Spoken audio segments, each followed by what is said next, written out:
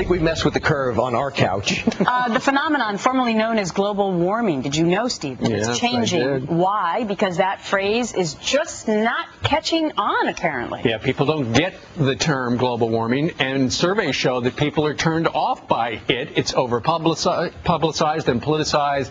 So now environmentalists want to rebrand, but if they don't like global warming, Frank Luntz, the author of Words That Work, what should they say instead of global warming?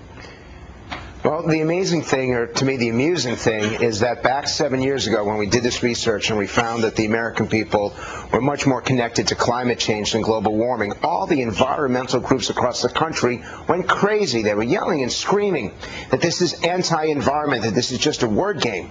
But now even Al Gore uses the phrase climate change, because the American people see global warming as something that's outside their control, as something that is more theoretical. Climate change is something they can relate to. It's something that's more localized, more personalized, more humanized. And what the environmental community has realized is it's got to stop shouting at people, and if it wants to get its message heard, it's got to use language and communication style that pulls people in rather than pushes them away. So you agree with this name change? If you care about the air, you care about the water, and you believe in this phenomenon, then this is a smart name change.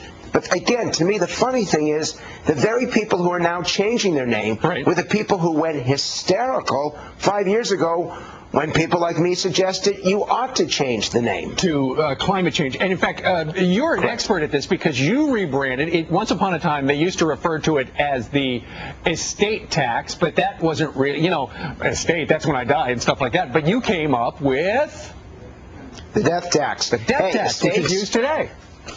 Estates are what wealthy people like you all at Fox and Friends will leave to your children because you're so well paid at the network. A death tax is what happens when you die, and people get so outraged over it, and yet the fact is, when you tax, you only pay the tax at death, so it's appropriate. All right, so the words do make a huge difference. Let's take a look at some of the other examples that we have. Remember when ValueJet crashed? I think it was that Everglades crashed down in Florida in '96, and then they changed their name to AirTran. You know what's interesting, Frank? I remember when this happened, and I thought, oh, there's a new airline out there.